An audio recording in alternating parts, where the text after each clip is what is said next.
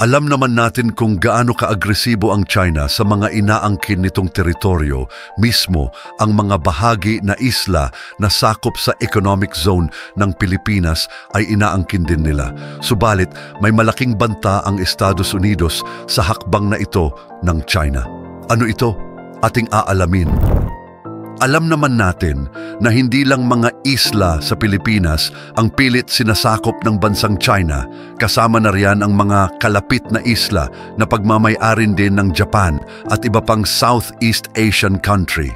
Bagamat tayo ang nanalo sa kaso ng karapatan sa karagatan ng West Philippines Sea sa UNCLOS o United Nations Convention of the Law of the Seas, hindi pa rin ito tinanggap ng China bagkus mas lalo pa siyang naging agresibo sa panghaharas ng mga malilit na bansa. Isa ang Taiwan sa bansang pilit na inaangkin ng China. Subalit ang Taiwan ay isa ng independence na bansa at may sarili ng gobyerno, gayunpaman hindi ito tinatanggap ng China at gusto nilang sakupin ang bansang Taiwan. Lingid sa kanilang kaalaman ay matigas din itong bansang Taiwan kung gaano ito kaliit. Ganoon naman kalaki ang pagmamahal ng mga Taiwanese sa kanilang bayan. Walang katapusan ang kanilang issue at patuloy na humahaba sa paglipas ng panahon. Sa kasalukuyang sitwasyon, nagagalit ang China dahil sa pakikipaghiwalay ng bansang Taiwan sa kanilang bansa. Nanindigan ang Taiwan sa kanilang kalayaan at magkaroon ng sariling gobyerno na hindi sumusunod sa mga patakaraan ng China. Nagkaroon ng Taiwan ng sariling pamahalaan, ekonomiya at kasarinlan. At isa ito sa pinakamalaking sigalot sa pagitan nila ng China. Ang issue ay lumawak at nagkaroon ng epekto sa diplomasya at internasyonal na pagkakakilala. Dahil din sa hindi nila pagkakasundo, nagre-resulta ito sa madalas na mga pagkilos ng militar mula sa hanay ng China. Ang mga isyong tulad ng modernisasyon ng militar, pagsasagawa ng military exercises at pagpapadala ng mga eroplano at barko ay isa lamang sa nakakadagdag ng hidwaan. Subalit isang US general ang nagsabi na kapag nagpatuloy pa ang China sa panghaharas nito sa Taiwan at kapag sinubukan nitong lusubin o sakupin ang naturang bansa, ay hahantong lamang ito sa madugong bakbakan na magreresulta sa isang malawak na digmaan. Naniniwala kasi ang mga mataas na opisyal ng Amerika na hindi malabo sa hinaharap na sakupin ng China ang Taiwan. Naghahanap lamang ito ng tamang tiyempo sa kanilang plano. Ayon nga sa Chief Air Force Commander ng US Army, maaring sa susunod na taon na mangyari ang nasabing digmaan. Bakit niya ito nasabi?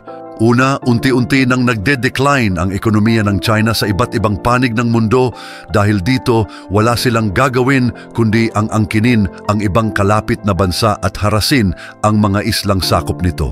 Isa ang Taiwan sa mga bansa na gusto nila mabawi.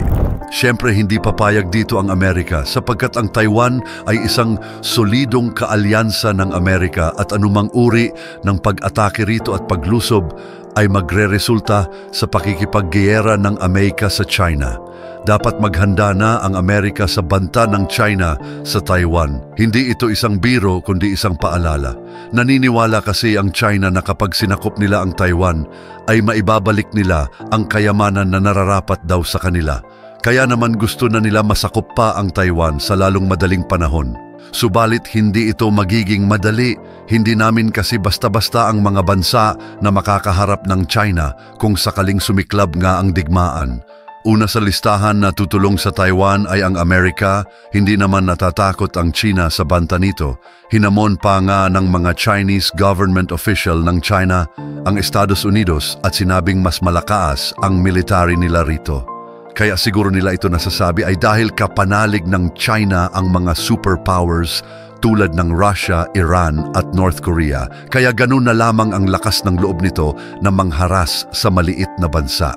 Sa kabilang banda, Alam naman natin na ang mga kaalyado na bansa rin ng China ay nahaharap din sa kanya-kanya nitong alitan sa kalapit na bansa. Una rito ang Russia na hanggang ngayon patuloy pa rin ang pakikidigma sa Ukraine. Ang Iran naman ay mayroon alitan sa Israel. Nagpakawala pa nga sila ng napakaraming missiles at drone upang direktang atakihin ang kalabang bansa. At ngayon, nahaharap ang buong Middle East sa nagbabadyang bakbakan ng dalawang bansa. Dahil nagpaabot ng matapang na sagot ni Israeli Prime Minister Benjamin Netanyahu, nagaganti sila sa Iran. Ito ay kahit pa sinasabihan na siya ng US na huwag basta-basta gaganti at gagawa ng mabigat na aksyon. Ang United Kingdom ay nagpahayag ng pagsuporta sa Israel, subalit tutol ito sa posibleng pagbanat ng ganti nito sa Iran. Ayon sa British Minister David Cameron, mas maganda kung gaganti ang Israel sa mas matalinong paraan at hindi sa pagpapasabog ng bomba. Isa ang UK sa mga bansa na tumulong sa Israel nung magpakawala ng mga missiles ang Iran. Isa sila kasama ang Jordan sa nag-intercept ng mga drone strike na ito. Ang German Foreign Minister naman ay kinundena ang ginawa ng Iran at sinabing maari ito magkaroon ng masamang epekto sa buong rehiyon ng Middle East. Kaya naman, ang buong European Union ay gumagawa na ng mga hakbang upang makapaglabas ng sanctions laban sa Iran. Ayon kay Cameron, ang naturang bansa raw ang dahilan kung bakit napakaraming giyera sa Middle East. Ito rin daw ang nagpopondo sa Hamas na umaatake sa Israel. Marami ng mga sanctions ang ipinataw ng Western countries at Amerika sa Iran. Subalit ang nakakapagtaka rito, ni minsan hindi natakot ang Iran sa posibleng paglubog ng kanilang ekonomiya. Ito ay dahil protektado at sinusuportahan sila ng China at Russia. Malaki ang tulong ng mga bansang ito kung bakit nakakabawi ang Iran sa mga economic sanctions na pinapataw rito. Nagbibigay ng mga military assistance at food supplies ang China sa Iran. Kaya naman kung sakaling magkaroon ng World War III, malaki ang magiging parte ng China rito. Ito kasi ang major sources ng mga kaalyado nitong bansa na Russia at North Korea. Hindi naman basta-basta papayag ang NATO at Amerika kung sakaling magkagiyera at madehado sila. Maraming mga bansa pa sa iba't ibang panig ang mundo ang madadamay. Kaya ngayon, marami ang nagsasabi na dapat palakasin ng lahat ng mga bansa ang kanilang defense system para sa anumang banta sa kanilang kaligtasan. Isa ang Pilipinas sa matinding kaalitan ng China, lalo na sa mga pinag-aagawan na isla sa West Philippines Sea. Kaya ang Amerika ay nagpadala na ng mga sundalo nila sa Pilipinas at nagsagawa ng mga joint exercises para maging handa ang ating sandatahan kung sakaling nalusubin tayo ng China. Habang ang China naman ay nagpaabot ng pagkadismaya sa Pilipinas, ayon sa Chinese government, mas lalong pinapalala ng Pilipinas ang sitwasyon at ang paghingi ng tulong sa Amerika ay isang malinaw na paghahamon ng gulo. Ang North Korea naman ay nagsagawa ng maraming ballistic missile test para takutin ang South Korea, ayon sa Supreme Lead na si Kim Jong-un. Ayaw niya na mapag-isa muli ang dalawang bansa, kaya naman gagawin niya ang lahat upang pulbusin ang mga bansa na hahadlang sa kanilang layunin. Ang Russia sa kabilang banda ay hindi pa rin tapos sa pakikipagdigmaan nito sa Ukraine sa tulong ng mga NATO countries at Amerika. Hindi magawa ni Putin na masakop ang Ukraine, taliwas sa una nitong sinabi na mabilis niya lamang mababawi ang naturang bansa. Naglabas naman ng matapang na komento ang presidente ng France na si Emmanuel Macron na dapat talaga maglabas ng mas matinding sanctions sa Iran at China.